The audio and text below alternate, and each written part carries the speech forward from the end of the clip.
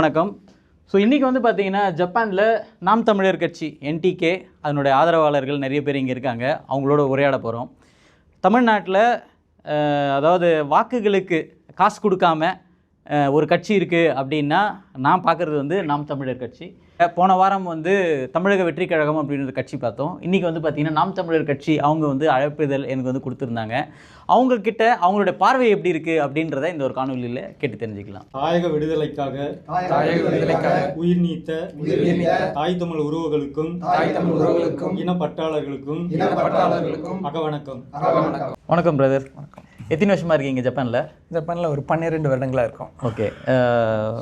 நீங்கள் எத்தனை வருஷமாக இந்த கட்சியில் எதனால் வந்து இணைஞ்சிங்க? எதை உங்களை இருத்துது அப்படின்னு சொல்ல முடியுமா? கண்டிப்பாக. முக்கியமான காரணம் வந்து 2009 தான். ஸோ ஈழப்படுகொலை நடந்தப்போ வந்து அந்த வலி வந்து ரொம்ப கொடுமையாக இருந்துச்சு. அப்போ நமக்கான தலைவர்கள் யாருமே இல்லையா அப்படிங்கிற ஒரு வேதனையும் இருந்துச்சு. அந்த வேதனையோடு தான் நம்ம பார்த்துட்ருக்கிறோம். அது மட்டும் இல்லாமல் சுற்றி இருக்கிற தமிழ்நாட்டோட நிலைமையும் பார்த்தா அங்கே இருக்கிற நமக்கான அரசாங்கம் இல்லை, நம்ம தமிழர்களை காக்கிற யாருமே இல்லை. அப்படிங்கிறப்போ வந்து நம்மளை மாதிரியே ஒருத்தர் பேசினார். அவருக்கும் அதே வழி, அதே பேச்சு. ஸோ அப்போ தான் தெரிஞ்சு, ஓகே, சீமான் அவர்கள், அண்ணன் அவர்களும் வந்து நம்மளை மாதிரியே நம்ம என்ன நினைக்கிறோம், இப்போ நம்ம காப்பாற்றுறதுக்கு ஒருத்தருமே இல்லை. அது மட்டும் இல்லாமல் வந்து இங்கே இருக்கிற தமிழ்நாட்டில் இருக்கிற அத்தனை லஞ்ச ஊழல், எல்லா பக்கமும் லஞ்ச ஊழல். அதையும் வந்து ஒருத்தர் வந்து நம்ம என்ன நினைக்கிறோமோ அதை பேசுறதுக்கான ஒரு ஆள் இருக்காருங்கிறது தான், அதுதான் ஈர்த்துச்சு. அதுக்கப்புறம் அண்ணனோட பேச்சுக்களை தொடர்ச்சியாக வாசிப்பதன் மூலமாகவும், அது மட்டும் இல்லாமல் வந்து ஒருத்தரை பற்றி எப்பவுமே எதிர்மறையான தகவல் தான் வரும். இப்போ நம்ம நாம் தமிழர்னு பேசிகிட்டு இருக்கிறப்ப சீமான் அவர்களை வந்து அவர் என்ன பேசுகிறாருல, நல்லா பேசுகிறாரு, நல்ல கொள்கையெல்லாம் பேசுகிறாரு அப்படிங்கிறப்ப வந்து தொடர்ச்சியாக எதிர்ப்புகள் வந்துட்டு இருந்துச்சு. ஏன் எதுக்காங்க அப்படின்னு சொன்னால், ஒவ்வொரு தகவலும் வந்து அவரை பற்றி ஒரு சிறு ஒரு நிமிட காணொலி வச்சுக்கிட்டு வந்தாங்க. அதுக்கப்புறம் அது ஏன் அப்படி சொல்கிறாங்கன்னு போய் பார்க்குறப்ப தான் அவங்க பரப்புகிற தகவல்லாம் வந்து தவறாக இருந்துச்சு. ஸோ அப்போ தான் புரிஞ்சு, ஒரு மனுஷன் வந்து வர்றப்போ வந்து அவரை முடக்க பார்க்குறாங்கிறப்போ இன்னுமே பற்றி கொள்ளணுங்கிற ஆர்வம் வந்துச்சு. ஓகே. ஸோ நான் வந்து ஜப்பானுக்கு வந்தப்போ 2012. ஸோ அதுக்கப்புறம் தொடர்ச்சியாக வந்து அண்ணனோட இதை கேட்டுட்ருக்கேன். அது இல்லாமல் இங்கே இருக்கிற நண்பர்கள் மூலமாக, இங்கே இருக்கிற நாம் தமிழர் ஜப்பானுக்கு ஆதரவாக இருக்கிறவங்களோட இணைஞ்சு ஒரு குழுவாக நாங்களாம் வந்து சரி எப்படியெல்லாம் உதவி செய்யலாம் அப்படிங்கிறது தான் பார்த்துட்ருக்கோம். ஓகே. ரேண்டமான கேள்விகள் தான். ஓகே.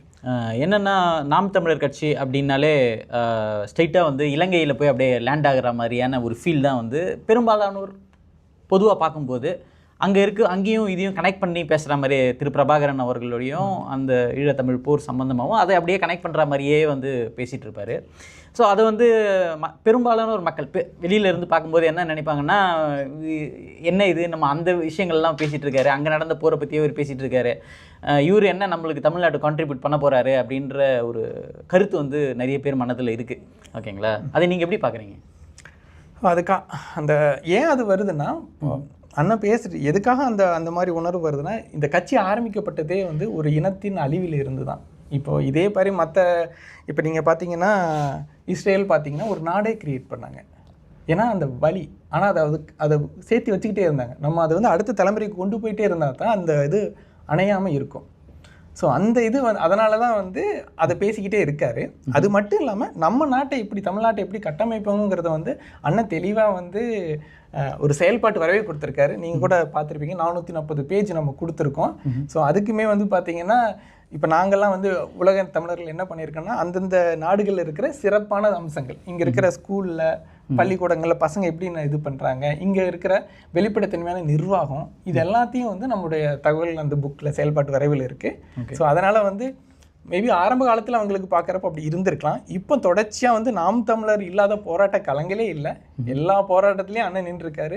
ஒரு வீட்டை விட்டு அடித்து துரத்தினா கூட உடனே வந்து சீமான் அண்ணன் வரணும் அப்படிங்கிற எதிர்பார்க்குற மக்கள் வந்து எல்லா பக்கத்துலேயும் இருக்காங்க. ஏன் சீமான் வரலினே இப்போ வரும். உங்களுக்கு நீங்கள் பார்த்தீங்கன்னா எந்த போராட்டத்துலையும், ஏதாவது ஒரு போராட்டத்தில் அண்ணன் ஒரு 2 நாள் தள்ளி போனால் கூட வந்து ஏன் அவர் வரலைங்கிற அளவுக்கு மாறிடுச்சு. ஸோ ஆரம்ப காலத்தில் அது ஏன் வந்துச்சுன்னா, அந்த அணையா விளக்கை வந்து நம்ம கடத்த வேண்டியது கடமை இருக்குது. அது மட்டும் இல்லாமல் இப்போ இருக்கிற தமிழ்நாட்டையும் நம்ம சீரமைக்க வேண்டிய கடமை இருக்கும். அது முழு முதற்கொண்டு அடிப்படையே மாற்ற நான் சொல்கிறேங்கிறதுக்காக தான் வந்து அதற்கான எல்லா இதுவும் இருக்குது. அதை மக்களுக்கு புரிய வைக்கிறக்காக இப்போ வந்து காணொலிகளாகவும் நாங்கள் வெளியிட்டிருக்கோம்.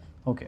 ஸோ போன வாட்டி எலெக்ஷனில் வந்து கிட்டத்தட்ட 8% அதிகமான வாக்குகள் வாங்கினதுனால மாநில அங்கீகாரம் இருக்கக்கூடிய ஒரு கட்சியாக வந்து மாறியிருக்கு. ஸோ இந்த வாட்டி போட்டியில் வந்து பார்த்திங்கன்னா 4 முனை போட்டி அப்படின்னு வந்து சொல்லலாம். ஏடிஎம்கே, டிஎம்கே, என்டிகே அலையன்ஸு, அதுக்கு அடுத்தது டிவிகே இருக்காங்க, அதுக்கப்புறம் நாம் தமிழர் இருக்காங்க. ஸோ மொத்தம் 4 பேர் இருக்காங்க.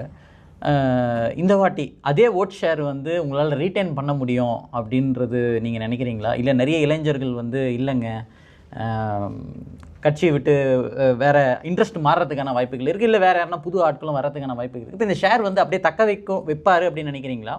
இல்லைனா வந்து இதை இல்லைங்க இன்னும் இன்க்ரீஸ் ஆகும் அப்படின்னு நீங்கள் நினைக்கிறீங்க? ஓகே, நீங்கள் கேள்வி சரியான கேள்வி தான். ஆனால் நம்முடைய தமிழர்களுக்குன்னே வந்து எப்பவுமே இருக்கிற ஒரு இது என்ன தெரியுமா, யாரையும் நம்ம எளிதில் நம்ப மாட்டோம். நம்ம அவங்கள வந்து பார்ப்போம், ஆழம் பார்ப்போம், எவ்வளோ தூரம் வந்து உறுதியாக நிற்கிறாங்க அப்படின்னு பார்ப்போம். இப்போ 5 தேர்தல்கள் நாங்கள் பார்த்துருக்கோம். இப்போ வந்து பார்த்தீங்கன்னா நீங்கள் எங்களுடைய வேட்பாளர்கள் போகிறப்பே நீங்கள் பார்த்துருப்பீங்க. அதிசயமாக வந்து வேட்பாளர் இவங்கெல்லாம் பார்த்தீங்கன்னா மற்ற கட்சியெல்லாம் பார்த்தீங்கன்னா 2 நாளைக்கு முன்னாடி நைட்டில் இரவு திருடனுக்கு தேல் கொட்டின மாதிரி போய் கொண்டு போய் நோட்டையும் டோக்கனையும் கொடுக்குற காலத்தில் இப்போ எங்கள் மக்களை வந்து எங்களை அரவணைச்சு எங்களுக்கு காசு கொடுத்து வேட்பாளர்களை வந்து நீங்கள் வந்து சரியான உணவு சாப்பிட்டு போங்க, உங்களுக்கு தேவையான நோட்டீஸ் கொடுக்குற அளவுக்கு மாறியிருக்காங்க. அப்படிங்கிறப்ப என் மக்கள் நம்ப ஆரம்பிச்சிட்டாங்க. ஓகே, ஸோ நம்ப ஆரம்பிச்சிட்டா தமிழர்களை பற்றி ஒன்றிணைய ஆரம்பிச்சிட்டாங்கன்னா அந்த மாற்றத்தை ஒரு செகண்டில் மாற்றிடுவாங்க. ஸோ அதை நான் என்ன சொல்ல வரேன்னா, டெல்லியில் எப்படி அரவிந்த் கெஜ்ரிவால் 7 விழுக்காட்டிலேருந்து 35 விழுக்காடுகள் வாங்கி ஆட்சி பிடிச்சாங்களோ அதே மாதிரி நிலைமை இந்த வருங்கிற நம்பிக்கை எங்களுக்கு கண்கூட தெரியுது. இப்போ இது வரைக்கும் நிறைய தேர்தல்கள் கடந்து வந்துட்டீங்க. தோல்வி தான் வந்து பெரிய ஒரு பரிசாவே வந்து இருக்குது அப்படின்னு வந்து பெரும்பாலான ஒரு மக்கள் வந்து கருதுகிறாங்க. அப்படி இருக்கும்போது இந்த ஒரு தேர்தலில் இல்லை நான் இந்த அளவுக்கு நாங்கள் சீட்ஸ் வந்து நாங்கள் எடுத்துருவோம் அப்படின்னு நம்பக்கூடிய ஒரு தேர்தலாக நீங்கள் பார்க்குறீங்களா? எப்படி? கண்டிப்பாக இந்த டைம் வந்து கண்டிப்பாக வந்து சட்டமன்றத்துக்கு நாங்கள் போகணும்னு மக்களை விரும்புகிறாங்க. அதை நீங்கள் பார்த்தீங்கன்னா வேடச்சந்தூரில் இருக்கிற வேட்பாளரையோ சிறு ஒவ்வொரு வேட்பாளர்களையும் வந்து மக்கள் எப்படி ஆராதிக்கிறாங்க கொண்டாடுங்கிறது பார்க்குறப்பே தெரியுது. மக்கள் எங்களை வந்து சட்டசபைக்கு அனுப்பணும்னு நாங்கள் கண்டிப்பாக ஆட்சியை பிடிப்போம். கண்டிப்பாக எந்த அளவுக்கு சீட் ஷேரிங் வரும் அப்படின்ற நீங்கள் கணிக்கிறீங்க? உதாரணத்துக்கு ஒரு அப்ராக்சிமேட்டாக எல்லா கட்சிக்கும் அந்த ஒரு ஹோப் இருக்கணும் இல்லைங்களா? 234 தொகுதி இருக்குது, 234 தொகுதி எல்லாரையும் ஜெயிக்க முடியாது. ஸோ எனக்கு இப்போ கணிசமாக ஒரு 20% நாங்கள் எடுப்போங்க, இல்லை 30% எடுப்போம் அப்படின்னா நீங்கள் எந்த அளவுக்கு நீங்கள் யூகிக்கிறீங்க? அந்த யூகம் இல்லை, ஆனால் மக்கள் எங்களை ஆட்சியில் அமர வைப்பாங்கிற நம்பிக்கை இருக்குது, கைவிட மாட்டாங்கன்னு நம்புகிறோம்.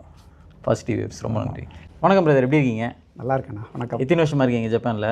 நான் 2014 வந்தேன். கரெக்டாக 12 வருஷம் ஆயிருக்கு. 12 வருஷம். என்ன வேலை பார்க்குறீங்க இங்கே? நாங்கள் வந்து ஐடி இல்லை சாஃப்ட்வேர் இன்ஜினியர். நிறைய சாஃப்ட்வேர் இன்ஜினியர்ஸ் போன வாரம் கூட வேறு ஒரு பார்ட்டி அங்கேயும் சாஃப்ட்வேர் இன்ஜினியர்ஸ் தான் ரொம்ப அதிகமாக இருந்தாங்க. சரி, ஓகே.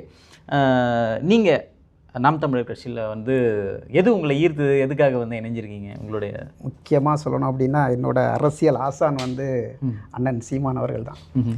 எதனால் அப்படின்னா சின்ன வயசுலேருந்து பார்த்துட்ருக்கோம். இப்போது 5 வருஷத்துக்கு ஒரு வாட்டி எலெக்ஷன் வருவாங்க, காரில் போவாங்க, கை கட்டிகிட்டே போவாங்க. ஓ, இவங்க தான் அரசியல் பண்ணுறாங்க போல் அப்படிங்கிற ஒரு விஷயம். மிஞ்சி என்ன போடுவாங்க, ரோடு போடுவாங்க, பஸ்ஸு விடுவாங்க அப்படிங்கிற ஒரு சின்ன புரிதலோடு வாழ்ந்துட்டு இருந்தேன். ஆனால் அரசியல் அப்படின்னா என்ன அப்படிங்கிறத எனக்கு வந்து புரிய வச்சது வந்து அண்ணன் சீமான் தான். இதில் நான் உணர்ந்த விஷயம் என்ன அப்படின்னா, அரசியல்னால் மக்களோட வாழ்க்கையில் எவ்வளோ தாக்கங்களை உண்டாக்க முடியும் அப்படிங்கிற ஒரு புரிதல் முக்கியமாக அண்ணன் சீமான்கிட்ட இருந்து எனக்கு கிடச்சிது. அதுக்கு ஒரு எடுத்துக்காட்டாக சொல்லணும் அப்படின்னா, இயற்கை வந்து எந்த அளவுக்கு மாறி இருக்குது, மழை வளம் வந்து தமிழ்நாட்டில் எந்த அளவுக்கு குறைஞ்சிருக்கு. ஆனால் அது மட்டும் இல்லாமல் பெய்கிற மழையை வந்து எந்த அளவுக்கு மழை நீரை வந்து எந்த அளவுக்கு நம்ம சேவ் பண்ணாமல், அதை வந்து ப்ராப்பராக சேவ் பண்ணி இயற்கை வேளாண்மைக்கு வந்து யூஸ் பண்ண முடியாமல் எந்த அளவுக்கு தமிழ்நாடு மாறி இருக்குது அப்படிங்கிற ஒவ்வொரு விஷயங்களையும் வந்து நான் வந்து புரிஞ்சுக்கிட்டேன். ஏன் அப்படின்னா, எனக்கு ஒரு 5 வயசு இருக்கும்போது எங்கள் தோட்டத்தில் வந்து நெல் விளைஞ்ச பூமி எங்கள் ஊர். ஓகேங்களா? அப்போ என்னென்னா அங்கே வந்து தொழில் வளர்ச்சி அப்படின்ட்டு ஆசியாலேயே வந்து விண்டு ஃப்ளோ அதிகமாக இருக்கக்கூடிய ஊர் வந்து எங்கள் ஊர். ஸோ சுற்றி எல்லா இடமே இப்போ பார்த்தீங்க அப்படின்னாக்கா புல் நட்டு வச்ச மாதிரி காத்தாடி, அதாவது விண்டு மில், அதான் ஃபுல்லாக இருக்கும்.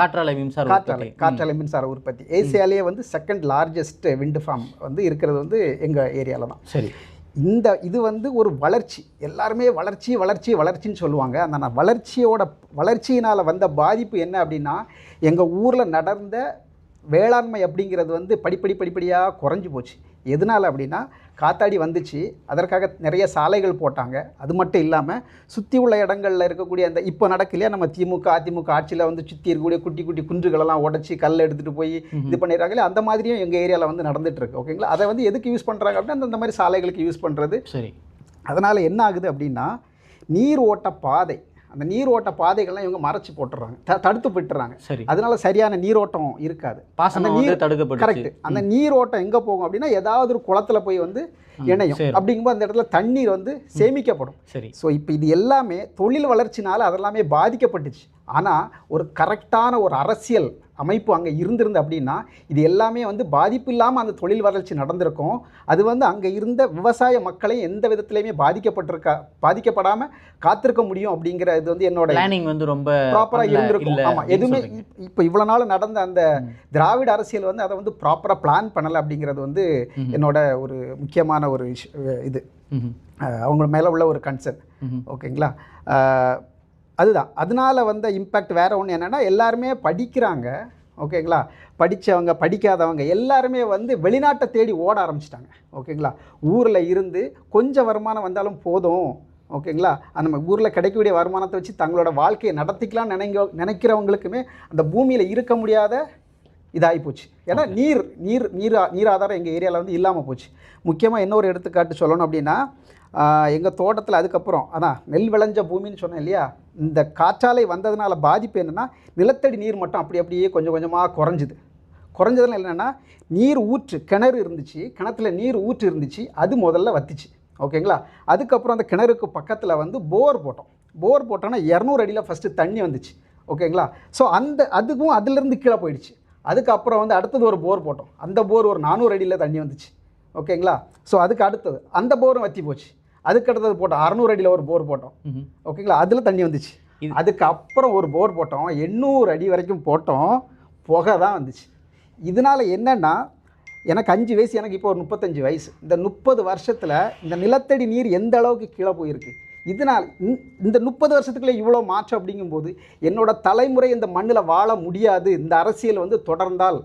அதனால் இந்த அரசியல் கட்சிகள் எல்லாத்தையுமே இப்போ இவ்வளோ நாள் ஒரு ஐயா காமராஜருக்கு அப்புறம் இந்த மண்ணை ஆண்ட இந்த திராவிட அரசியல் இதை வந்து கண்டிப்பாக ஒழிக்கணும். அண்ணனோட கொள்கைகள் எல்லாமே வளரணும். கண்டிப்பாக அந்த கொள்கைகளோட நாம் தமிழர் கட்சி வந்து தமிழ்நாட்டை ஆளணும் அப்படிங்கிறது என்னோட விருப்பம். ஓகே, இப்போ நீங்கள் சொன்னீங்க நம்ம போர் அதிகமாக நம்ம போட்டுகிட்டே இருக்கோம் அப்படின்னு வந்து சொன்னீங்க, தண்ணி நீர்வளம் கம்மியாயிடுச்சு அப்படின்னீங்க. ஸோ இதுக்கு பிளானிங் என்ன மாதிரி இருந்திருக்கணும் அப்படின்னா, நார்மலாக வந்து நம்ம முன்னோர்கள் பண்ணி வச்சது வந்து குட்டைகளை நிறைய அங்கங்கே உருவாக்குனாங்க, அதில் நீர் தேக்கங்கள் வந்து நிறைய பண்ணாங்க. அதனால் வந்து பார்த்திங்கன்னா கிரவுண்ட் வாட்டருமே வந்து ஓரளவுக்கு நல்லாவே நம்மளுக்கு இருந்துட்டு இருந்தது. ஸோ இந்த மாதிரியான ஒரு அந்த கட்டமைப்பை வந்து மொத்தமாக கொலாப்ஸ் பண்ண காரணத்தினால இந்த மாதிரி மாறி இருக்கு அப்படின்னு சொல்கிறீங்களா? அப்படி இல்லை, இப்போ நிறைய நாடுகளில் நம்ம பார்க்குறோம் மழை பற்றாக்குறைன்றது எல்லா நாடுகள்லையுமே இப்போ குளோபல் வார்மிங் அப்படின்னும் பொதுவாக சொல்லப்படுது. ஸோ நீங்கள் சொல்கிறத பார்த்தா இந்த குளோபல் வார்மிங்கோட எஃபெக்ட் கூட ஒரு காரணமாக இருக்கலாமே அப்படின்னு வந்து நான் நினைக்கிறேன். நீங்கள் என்ன நினைக்கிறீங்க? இல்லை, குளோபல் வார்மிங்னால மழையளவு குறைஞ்சிருக்கு, ஆனால் பெய்கிற மழையை சேகரிச்சு வச்சிருக்கணும். அதற்கான அரசியல், அதாவது அங்கே நாட்டில் வந்து அதற்கான டிபார்ட்மெண்ட் வந்து அரசியல் அமைப்புக்கு கீழே நிறைய இயங்கிட்டு இருக்கு. ஆனால் அவங்க வந்து அவங்களோட வேலையை தெளிவாக செய்யலை. ஓகேங்களா, அதனால தான் வந்து இந்த நீர் ஆதாரங்கள்லாம் வந்து சேமிக்க முடியாததுனால அழிஞ்சு போச்சு அப்படிங்கிறது என்னோட கருத்து. வணக்கங்க. வணக்கம். என்ன உங்கள் பேர் என்ன? என் பேர் துரை பாண்டியன். ஜப்பானில் வந்து ஒரு 21 வருஷமாக இருக்கேன். ஓகே, ரொம்ப சீனியர். ஓகேங்க. ஸோ நீங்கள் இப்போ நம்ம நாம் தமிழர் கட்சி திரு சீமான் அவர்கள் எடுத்துக்கிட்டோம் அப்படின்னா, இப்போ நீங்கள் 4 பாயிண்ட் நீங்கள் மெயினாக வந்து போட்டிருக்கீங்க. கல்வி இலவசம், தூய குடிநீர் இலவசம் அப்படின்னு சொல்லியிருக்கீங்க, மருத்துவம், பெண்களுக்கு சம உரிமை பாதுகாப்பு அப்படின்னு போட்டிருக்கீங்க. இதெல்லாம் வந்து நடைமுறைக்கு சாத்தியமாக வரும்னு நினைக்கிறீங்களா? இப்போ ஒரு 5 வருஷம் ஒரு ஆப்பர்ச்சுனிட்டி கிடைக்குது அப்படின்னா இது எல்லாத்தையும் இம்ப்ளிமெண்ட் பண்ணிட முடியும் அப்படின்னு நீங்கள் நினைக்கிறீங்களா? ஸோ அண்ணன் சொல்கிறது வந்து கல்வி இலவசங்கிறதும், தூய குடிநீர் வந்து இலவசம், மருத்துவ இலவசம், பெண்களுக்கான சம உரிமை பாதுகாப்புன்னு சொல்கிறது வந்து உலகத்தில் எங்கேயாவது ஒரு இடத்துல நடந்துக்கிட்டு இருக்குது. நான் இப்போ ஜப்பான்லேருந்து பேசிக்கிட்டு இருக்கேன். ஜப்பானில் வந்து கல்வி வந்து முழுக்க இலவசம். குழந்தைகளில் வந்து 3 வயசுலேருந்து காலேஜ் படிக்கிற வரைக்கும் கல்வி வந்து இலவசமாக கிடைக்கிது. அதை வந்து கொடுக்க முடியுது. ஸோ உலகத்தில் எங்கேயாவது ஒரு இடத்துல வந்து கல்வி இலவசமாக இருக்குது. அதைத்தான் நாங்கள் நடைமுறைப்படுத்துன்னு சொல்கிறோம். ஸோ ஜப்பானில் நடைமுறைப்படுத்தும் போது ஏன் நம்ம தமிழ்நாட்டில் வந்து அதை நடைமுறைப்படுத்த முடியாது? கட்டாயம் அதுவும் சாத்தியம்தான். ரெண்டாவது வந்து தூய குடிநீர் இங்கேயும் வந்து மாநகராட்சி மாதிரி இங்கேயும் குடிநீர் வந்து நம்மளுக்கு இலவசமாக கிடைக்கிது. நாம் காசு கொடுத்து, எனக்கு தெரிஞ்ச வரைக்கும் நான் வெளியில் எங்கேயும் தண்ணீர் இது வரைக்கும் காசு கொடுத்து வாங்கி குடித்ததில்லை. ஆனால் காசுக்கும் தண்ணி இருக்குது. பட்டு மாநகராட்சியிலேருந்து எல்லா பேருக்கும் வந்து ஒரு நிமிடம் கூட தாமதம் இல்லாமல் குடிநீர் வந்து கிடைக்கிது. அது மாதிரி மருத்துவம் வந்து இங்கே எல்லா பேத்துக்குமே வந்து இலவசமாக கிடைக்கிது. குழந்தைங்களுக்கு வந்து 1 வயதிலிருந்து 18 வயது வரைக்கும் முற்றிலுமாக இலவசம். வேலை பார்க்குற எங்களை மாதிரியான ஆட்களுக்கு வந்து காப்பீட்டு மூலமாக வந்து மருத்துவம் வந்து கிடைக்கிது. ஒரு சில நிறுவனங்களில் வந்து ஒரு சப்போஸ் ஏதாவது ஒரு பெரிய ஒரு பாதிப்பு ஏற்பட்டு வந்து மருத்துவத்துக்கு வந்து நம்ம செலவு பண்ணால் கூட அந்த காசையும் வந்து திரும்ப நம்ம கம்பெனி மூலமாக வந்து வாங்கிக்கிறலாம். ஸோ அது மாதிரி பெண்களுக்கு வந்து சம உரிமை பெண்கள் பார்த்திங்கன்னா இங்கே எல்லாத்துலேயும் ஆண்களுக்கு சமமாக எல்லா தொழில்களையும் எல்லா வேலைகளையும் வந்து பெண்கள் வந்து இருப்பாங்க. அது மாதிரியான பாதுகாப்பு 24 மணி நேரமும் எங்களுடைய குழந்தைகள் சரி மனைவி எல்லா பேருமே வந்து 24 மணி நேரமும் எங்கே வேணாலும் போயிட்டு எந்தவித பிரச்சனைகள் இல்லாமல் வீடு திரும்புகிற அளவுக்கு இங்கே பாதுகாப்பு வந்து இருக்குது. ஸோ இங்கே உலகத்தில் ஏதாவது பூமி பந்தில் ஏதாவது ஒரு இடத்துல நடந்துக்கிட்டு இருக்கிற ஒரே ஒரு செயல்களை தான் வந்து நம்ம ஊர்லேயும் வந்து நம்ம நடைமுறைப்படுத்துறதுன்னு சொல்கிறோம். இது வந்து புதுசாக வந்து எதுவும் முடியாத செயல்கள் எதுவும் கிடையாது. நாங்கள் தமிழர்களாகிய நாங்களே இந்த இதுகளை வந்து நம்ம அனுபவிச்சுக்கிட்டு இருக்கோம், நம்ம பார்த்துக்கிட்டு இருக்கோம். இதை கண்டிப்பாக நம்ம ஊர்லேயும் இதை வந்து நம்ம தாராளமாக கொடுக்க முடியும். வணக்கம் பிரதர், எப்படி இருக்கீங்க? அனைவருக்கும் வணக்கம். என்னோடய பேர் முருகன். ஜப்பானில் ஒரு 18 வருஷங்களாக வேலை செஞ்சிட்ருக்கேன். ஓகே. ஏன் நாம் தமிழர்? ஏன் நாம் தமிழர் அப்படின்னா, அரசியல் என்பது அனைத்து உயிர்களுக்கான தேவையும் அதை பூர்த்தி செய்யும் சேவையும் அப்படின்னு வந்து அரசியல் ஆசன் அண்ணன் சீமான் வந்து சொல்லியிருக்காரு.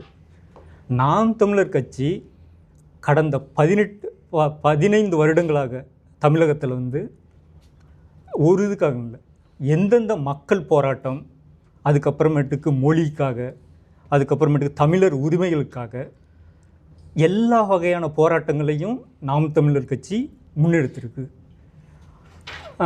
அது இல்லாமல் நாம் தமிழர் கட்சி வந்து இயற்கைக்காகவும் சுற்றுச்சூழல் பாசறைன்னு ஒரு பாசறை அமைச்சு அது மூலிமா பல கோடி பனைத்திட்டம் பல ஊரில் தமிழகத்தில் இருக்கிற பல ஊர்களில் பனைமரங்களை வந்து நட்டிருக்கோம். அது இல்லாமல் குருதிக்கொடை பாசறைன்னு தனியாகவே ஒரு பாசறை வந்து இருக்குன்னு வச்சுங்க. அந்த குருதிக்கொடை பாசறை அவசர காலங்களில் எங்கெல்லாம் யாருக்கெல்லாம் வந்து அவசரத்தில் குருதி தேவைப்படுதோ, ரத்தம் தேவைப்படுதோ, அவங்களுக்கு வந்து நாம் தமிழர் கட்சியோட குருதிக்கொடை பாசறையை வந்து தொடர்பு கொண்டால் அவங்க வந்து எந்த நேரத்துலையும் எல்லா மாவட்டங்கள்லேயும் அமைப்பு வந்து இருக்குது. அங்கேருந்து குருதி வந்து உடனே கொடுப்பாங்க. அது மட்டும் இல்லாமல் எல்லா அரசு மருத்துவமனைகளுக்கும் அங்கங்கே இருக்கிறது தன்னார்வலராக நாம் தமிழர் கட்சியில் இருக்கிற குருதிக்கொடை பாசறை வந்து ரத்தம் கொடுக்குறாங்க. அதுக்கு அரசுன்னு நிறைய தடவை பாராட்டி சான்றிதழ்களும் வழங்கியிருக்கு. இந்த மாதிரி நாம் தமிழர் கட்சி ஆட்சிக்கு வர்றதுக்கு முன்னாடியே என்னென்ன வந்து பண்ணணும் அப்படின்னு நினைக்குதோ அது எல்லாத்தையும் வந்து செஞ்சுக்கிட்டும் இருக்குது களத்தில். இயற்கை விவசாயத்துமாக இருக்கட்டும், அதுக்கப்புறமேட்டுக்கு நம்ம வந்து என்ன சொல்லணும்னு வச்சுக்கோங்க, இயற்கை விவசாயம் வந்து தற்சார்பு பொருளாதாரம் வந்து நமக்கு ரொம்ப ரொம்ப முக்கியமானது. ஏன்னா நம்ம வந்து எல்லாமே வந்து என்னென்னா கார்ப்பரேட்டை நோக்கி மட்டும்தான் போயிட்டுருக்கோம். அதுக்காக கார்ப்பரேட்டே வேண்டாம்னா வேணும். ஆனால் அண்ணன் வந்து என்ன சொல்கிறது, நாம் தமிழர் கட்சி வந்து என்ன சொல்லுது அப்படின்னா, தொழிலும் தொழில் சார்ந்த தொழிற்சாலைகளும் தேவை. இப்போ ஒரு ஊர் இருக்குது, 10 ஊர் இருக்குன்னா, இப்போ என்னென்னா கிராமங்கள் இருக்குங்க எல்லாமே நகரத்தை நோக்கி தான் போய்கிட்டு இருக்காங்க. அது நகரம் வந்து ரொம்ப வந்து பிரிஞ்சு வழங்கிக்கிட்டே இருக்குது. இங்கே வந்து கிராமங்கள் பார்த்திங்கன்னா மக்கள் தொகை வந்து குறைஞ்சிக்கிட்டே இருக்குது. இப்போ வந்து நாம் தமிழர் கட்சி என்ன சொல்லுது அப்படின்னா, கிராமங்கள் சார்ந்து இப்போ 10 கிராமம் இருக்குன்னா அந்த 10 கிராமங்களில் தொழிலும் அந்த மக்கள் மண் சார்ந்த தொழிற்சாலையை அமைப்போம். உதாரணத்துக்கு வந்து ஆடு மாடுகள் சம்மந்தமானது. ஆடு மாடுகள் வந்து இப்போ வந்து அண்ணன் சொல்லிக்கிட்டு இருக்குது என்னென்னா, நமக்கு வந்து தமிழ்நாட்டில் வேறு ஒரு பொருளாதாரத்தை வச்சு நம்ம வந்து பண்ணுறோம். ஆனால் தற்சார்பு பொருளாதாரத்தில் பார்த்திங்கன்னா நமக்கு பால் வளமாக இருக்கட்டும், அது இல்லாமல் நிறைய இருக்குது. அதை சார்ந்த இது வந்து நமக்கு பொருளாதாரம் வந்து பெரிய வகையில் இருக்குது. ஆனால் இப்போ என்ன பார்த்தோம்னா வச்சுக்கோங்க, நம்ம வந்து வேறு ஒரு மாநிலங்கள்ல தான் பாலோ இல்லை இறைச்சியோ நிறையா வந்து நம்ம பண்ணிக்கிட்டு இருக்கோம். இப்போ நம்மளோட இதுலேயே இன்னும் நிறையா பண்ணணும்னா நாங்கள் சொல்கிறது என்னென்னா, இங்கே இருக்கிறத பண்ணணும்னா இதை வந்து நம்ம மார்க்கெட் வந்து வெளிநாடுகளுக்கும் சரி வெளி மாநிலங்களுக்கும் நம்ம அது பண்ணோம்னா நம்ம வந்து அதுலேயே தற்சார்பு அடைய முடியும். அப்படிங்கிறது தான் வந்து நாம் தமிழர் கட்சியோட ஒரு மிகப்பெரிய ஒரு கொள்கையாகவும் இருக்குது. சரிங்க. இப்போது இதை நோக்கிய ஒரு கேள்வி தான். ஓகே. நிறைய இளைஞர்களோட மனநிலைமை, நான் வந்து சோஷியல் மீடியாவில் இருக்கேன், நிறைய பேர் என்கிட்ட பேசுவாங்க, இந்த கட்சி இவர் இப்படி சொல்கிறாரு, இதில் எனக்கு ரொம்ப மனசு கஷ்டமாக இருக்குன்னு சொல்லுவாங்க. அதில் உங்கள் கட்சியை பற்றி சொன்ன விஷயங்களில் ஒன்று சொல்லணும் அப்படின்னா, இப்போ நிறைய பேர் வந்து என்ஜினியரிங் படிக்கிறாங்க, இல்லை டாக்டர் படிக்கிறாங்க, இப்போ இந்த மாதிரி பெரிய உயர் படிப்புகள் வந்து படிக்கிறாங்க. அப்படி இருக்கிறவங்க என்ன நினைக்கிறாங்கன்னா, நாம் தமிழர் கட்சி ஒரு மாற்றாக வந்து இருக்காது அப்படின்னு அவங்க ஏன் நினைக்கிறாங்க அப்படின்னு வந்து பார்த்திங்கன்னா, என்னங்க ஒரு ஆடு மாடு மேய்க்கிறத வந்து அரசாங்க வேலையாகவே வந்து வழங்குறாங்க அப்படின்னா, அப்போது நாங்கள் என்ன இன்ஜினியரிங் படிச்சுட்டு என் படிப்புக்கு ஏற்ற வேலை எனக்கு தமிழ்நாட்டில் இல்லாமல் நான் எப்படியும் வந்து வெளியில் தானே போகிற மாதிரி இருக்கும், ஒரு கார்ப்பரேட்டை வந்து எதிர்க்கிற மாதிரியான ஒரு கொள்கை தான் வச்சுருக்காங்க அப்படின்ற ஒரு பொதுவான கருத்து இருக்குது. அதை நீங்கள் எப்படி பார்க்குறீங்க? இல்லை, நாம் தமிழர் கட்சி எல்லாரும் ஆடு மாடு வளர்க்கணும் அப்படிங்கிற இது வந்து எல்லாரும் பண்ணணும் அப்படின்னு சொல்லலை. உங்களுக்கு சொல்லப்போனால் நாம் தமிழர் கட்சியில் தான் அதிகப்படியான படித்தவர்கள் இருக்காங்க. உலகம் ஃபுல்லாகவும் சரி, தமிழ்நாட்டிலையும் சரி, நீங்கள் எங்கே வேணாலும் பார்த்தாலும் சரியும், கொள்கை சார்ந்தும் கோட்பாடுகள் சார்ந்தும் அதிகமாக பேசக்கூடிய, மக்கள்கிட்ட கடத்தக்கூடிய அந்த வந்து தொண்டர்களாக இருக்கட்டும், மற்றவங்களாக இருக்கட்டும், நாம் தமிழர் கட்சியில் தான் அதிகமாக இருக்காங்க. நாம் தமிழர் கட்சி எல்லாத்தையும் வந்து வரவேற்குது. அதில் படித்தவர்களுக்கும் படிக்காதவர்களுக்கும் அனைவருக்குமான வேலை அப்படின்னு தான் சொல்கிறோம். படிக்காதவர்கள் இருந்தாலும் அவர்களுக்கான அந்த தொழில் சார்ந்த வேலைகளை உருவாக்குவோம் அப்படின்னு தான் நாம் தமிழர் சொல்லுது ஒழிய, நாங்கள் வந்து மற்ற எல்லாத்துக்கும் எதிரானவர்கள் அப்படிங்கிறது மற்றவங்க வந்து எங்களை கட்டமைக்கிறது தான் ஒழிய, அது நாம் தமிழர் கட்சியோட கொள்கை கிடையாது. ஆணும் பெண்ணும் சமம் அப்படின்னு 2016 தேர்தலிருந்து ஒவ்வொரு தேர்தல்லையும் 50% ஆண்கள் 50% பெண்கள் அப்படிங்கிறத அவர் சொன்னதிலிருந்து இதுவரைக்கும் மாற்றாமல் எல்லா இதுலேயும் சமமான வாய்ப்பு, ஆண் பெண் சரியான அந்த சதவீதம் வந்து கொடுத்துக்கிட்டு இருக்கிறது அது நாம் தமிழர் கட்சி மட்டும்தான். சரிங்களா? இந்த இதுவரைக்கும் வந்து 4 பொது தேர்தல் அதே மாதிரி தான் கொடுத்துருக்கு.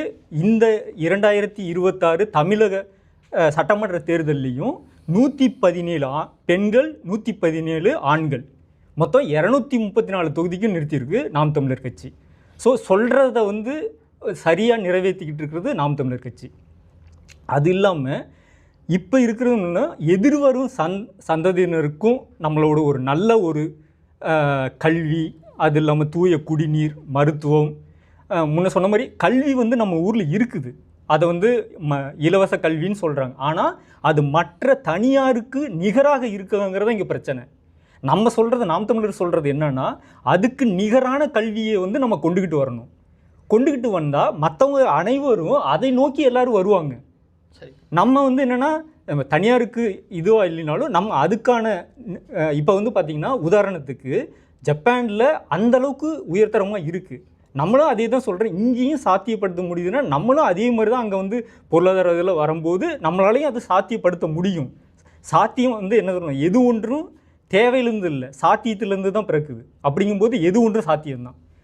அதே மாதிரி தூய குடிநீர் வந்து பார்த்திங்கன்னா வச்சுக்கிங்க, அது வந்து என்னென்னா நம்ம ஊரில் இப்போ வந்து எல்லோரும் காசு கொடுத்து தான் வாங்குற மாதிரி இருக்குது. கண்டிப்பாக அதை வந்து எல்லாருக்கும் கிடைக்கிற மாதிரி அது பண்ணணும். இந்த தூய குடிநீர் மனிதர்களுக்கு மட்டும் கிடையாது, அனைத்து உயிர்களுக்கும் அப்படிங்கிறதான் நாம் தமிழர் கட்சியோடது. இப்போ பார்த்திங்கன்னா மனிதர்கள் வந்து நம்ம வந்து எங்கேயாச்சும் போகிறோம், நம்ம வந்து காசு கொடுத்து 10 ரூபா கொடுத்து ஏதோ வாட்டர் குடிச்சிடுறோம்.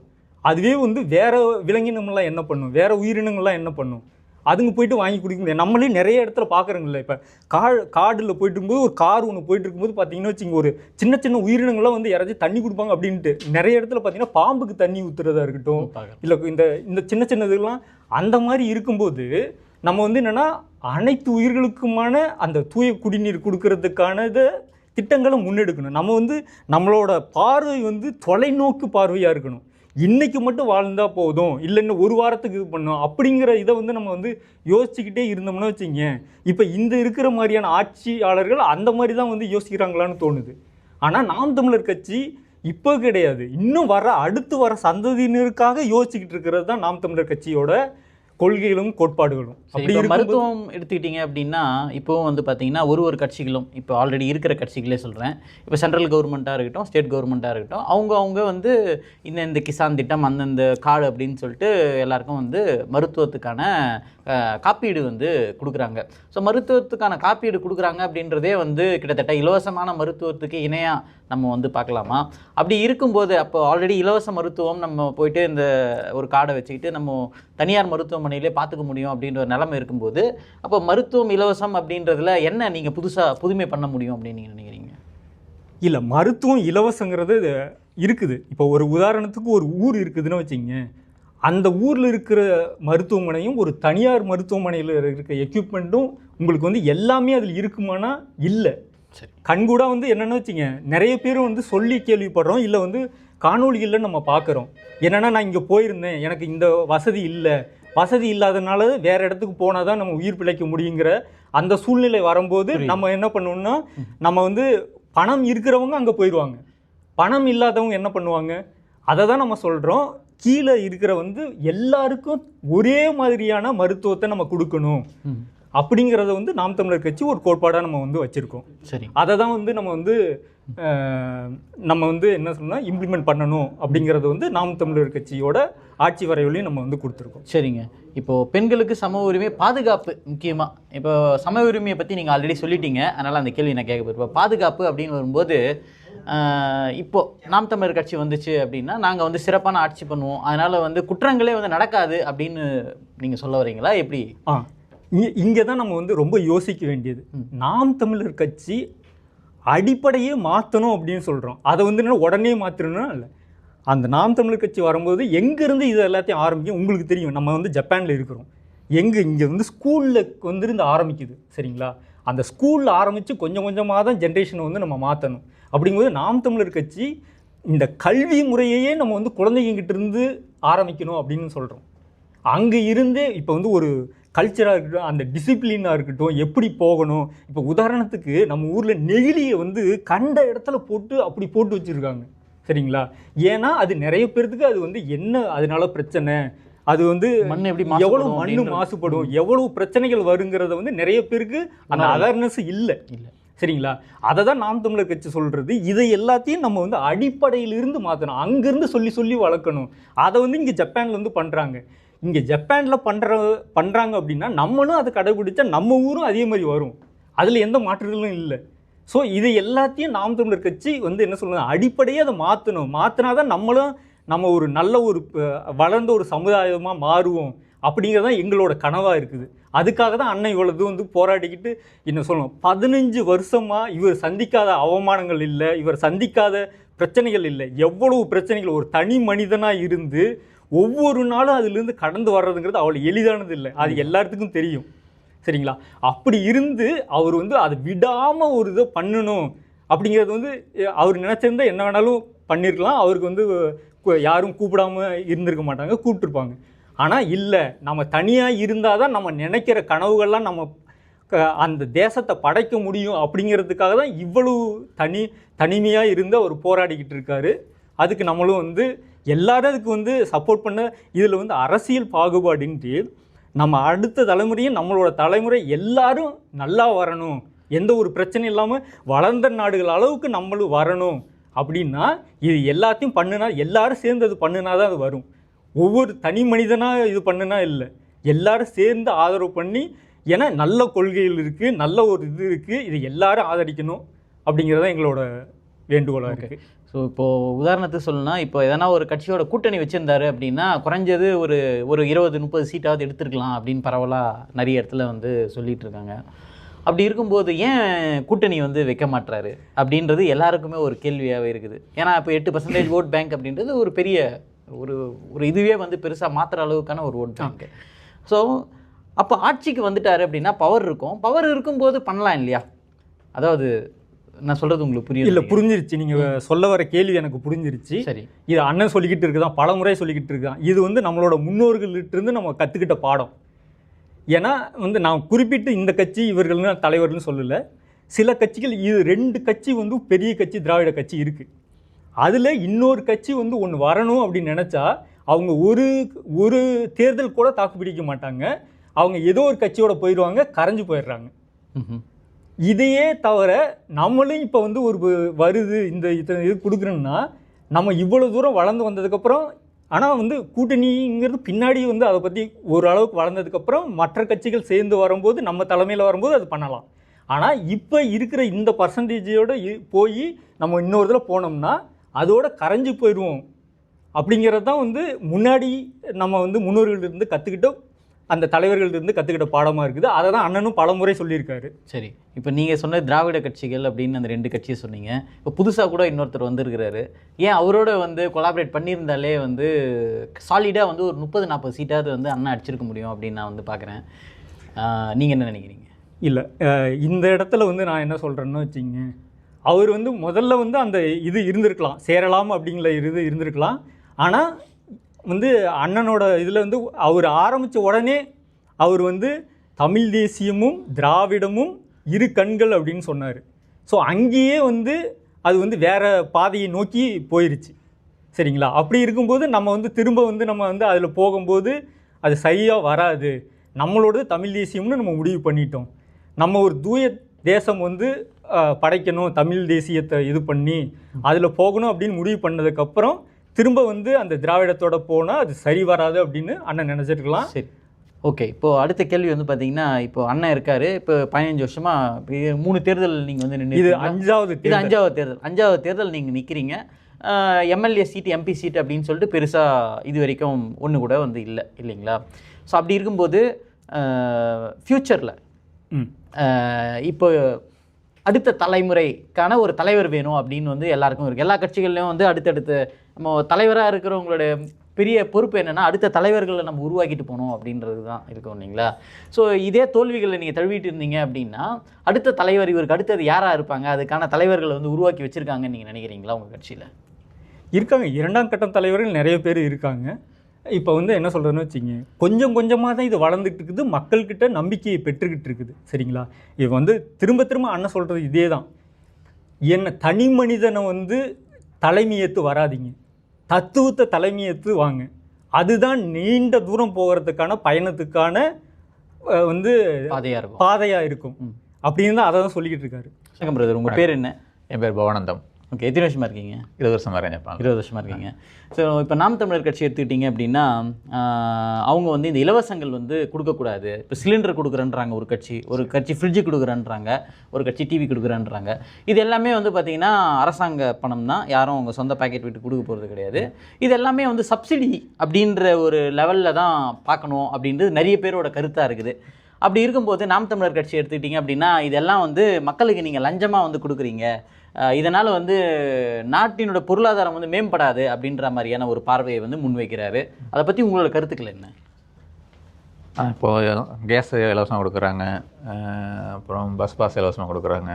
இது எல்லாமே கவர்மெண்ட்டுக்கு கொடுக்குதுன்னு சொல்கிறீங்க. இந்த கவர்மெண்ட்டுக்கு பணம் எங்கேருந்து போகுதுன்னா மக்கள்கிட்ட தான் போகுது. கண்டிப்பாக நம்ம ஒவ்வொருத்தருடைய வரி பணம். இப்போ கேஸு உங்களுக்கு கொடுக்குறாங்க அப்படின்னா, இப்போ கேஸை கொடுத்துட்டு இப்போ டிவி இலவசமாக கொடுக்குறாங்க. இப்போ டிவி இலவசமாக கொடுத்துட்டு அடுத்து அங்கே என்ன பண்ணுவாங்கன்னா கரண்ட் பில் உங்களுக்கு அதிகமாக ஏற்றுவாங்க. அப்போ எது இலவசம், அது வந்து இலவசம் சொல்ல முடியாது, அது வந்து மக்களை ஏமாற்ற வேலையை. சரி, இப்போ இலவசம் இல்லை அப்படின்னா நீங்கள் காசு கொடுத்து வாங்கினீங்க அப்படின்னா அது நமக்கு வந்துட்டு அந்த அது சார்ந்த மற்ற உபயோகம் இருக்குது. பார்த்தீங்களா, நீங்கள் டிவி யூஸ் பண்ணால் டிவி மட்டும் கொடுத்துட்டு நீங்கள் கரண்ட் இல்லாமல் டிவி யூஸ் பண்ண முடியாது. கண்டிப்பாக. இப்போ கேஸ் இருக்குன்னு வச்சுங்க, எல்லாருக்கும் கேஸ் எதை நீங்கள் ஒரு மாதத்துக்கு 10 பேர், ஒரு குடும்பத்தில் 4 பேர் இருக்கீங்க அப்படின்னா ஒரு மாதத்துக்கு வந்து 2 சிலிண்டர் ஆகுது. 2 சிலிண்டர் கவர்மெண்ட் கொடுக்க முடியாது. அப்போ ஒரு சிலிண்டர் நீங்கள் காசு கொடுத்து வாங்கணும். அந்த சிலிண்டரோட காசு வந்துட்டு 4 வருஷத்துக்கு முன்னாடி சிலிண்டரோட காசு வந்து 350 இருந்துச்சு, இன்றைக்கி 900 ஆயிருக்கு. அப்போ வந்துட்டு நீங்கள் இலவசம்னு சொல்லும் போது அது வேறு ஒரு வழியாக வந்துட்டு மக்களுடைய வருமானத்தை வந்துட்டு கொள்ளையடிக்கிற ஒரு விதமாக இருக்குது. எதுவுமே வந்து நான் இப்போ என்னோட இலவசம் அப்படின்னா நான் சம்பாதிக்கிறது என் பிள்ளைக்கு செஞ்சால் தான் அது இலவசம். அது எனக்கு செய்யக்கூடிய பொறுப்பு, என்னோட வருமானத்துலையும் செய்கிறேன். கண்டிப்பாக. அரசாங்கம் செய்கிறது வந்துட்டு அரசாங்கத்தில் உள்ள இப்போ அரசாங்க ஊழியர்கள், இப்போ எம்எல்ஏ எம்பி எல்லாருமே வந்துட்டு மாதம் சம்பளம் வாங்குறாங்க. அவங்களோட சம்பளத்தை வந்து நான் ஒரு சம்பளத்தை வந்துட்டு கொடுக்குறேன், கவர்மெண்ட் கொடுக்குறேன், எல்லோரும் கொடுக்குறோம், அதில் எல்லாருக்கும் மக்களுக்கு இலவசம் கொடுங்க அப்படின்னு சொன்னீங்கன்னா அதில் வந்துட்டு ஒரு நியாயம் இருக்குது. அது அவங்களோட பணத்தை சம்பாதித்துலேருந்து கொடுக்குறாங்க. அரசாங்க கொடுக்க இலவசம் வந்துட்டு எதுவுமே அரசாங்கத்தோட காசு கிடையாது, அது எல்லாமே மக்களோட வரிமணம். அது மக்களோட வரிமணத்தை வந்துட்டு தவறான முறையில் பயன்படுத்தி மக்களை திசை திருப்பி மக்களுடைய அறிவை வளராமல் மழுங்கடிக்கிற, ஏன்னா மக்களோட இயலாமையை பயன்படுத்தி. சரி, அப்போ சப்சிடி வந்து கொடுக்கக்கூடாது அப்படின்னு நீங்கள் சொல்கிறீங்களா? சப்சிடி கொடுக்கணும். யாருக்கு கொடுக்கணும் அப்படின்னா முதியோர்களுக்கு, உடல் ஊனமுற்றவர்களுக்கு, யாரால் அவங்களால பணம் ஈட்டி ஒரு மருத்துவத்தையோ ஒரு வாழ்வாதாரத்தை யாரால் ஈட்ட முடியலையோ அவங்களுக்கு நீங்கள் கொடுங்க, வேண்டாம்னு சொல்லலை. அதுக்கு வந்துட்டு யாரும் இலவசம் கொடுக்க வேண்டாம், இலவசம் வேண்டாம் அப்படின்னு யாரும் சொல்லலை. யாருக்கு வேணுமோ அவங்களுக்கு கொடுங்க, எல்லாரையும் கொடுத்து அந்த அந்த பாரத்தை வந்து இரட்டிப்பாக மக்கள் பத்தியில இறக்க வேண்டாம் அப்படின்னு சொல்கிறேன். மக்களே, நாம் தமிழர் அரசியல் என்பது அனைத்து உயிர்களுக்குமானது. எதிர்கால சந்ததியினருக்கான சிறப்பான கொள்கைகளோடும் எதிர்நோக்குதலோடும் செயல்படக்கூடிய ஒரே கட்சி தமிழகத்தில் நாம் தமிழர் கட்சி மட்டுமே. அதனால் உங்களுடைய பொன்னான வாக்குகளை அனைவரும் நாம் தமிழர் கட்சியின் விவசாயி சின்னத்தில் அளிக்குமாறு உங்களை தாழ்மையுடன் அன்புடனும் கேட்டுக்கொள்கிறேன். மாற்ற வேணும்னா எல்லாரும் நாம் தமிழர் கட்சிக்கு ஓட்டு போடுங்க. நாம் தமிழர்.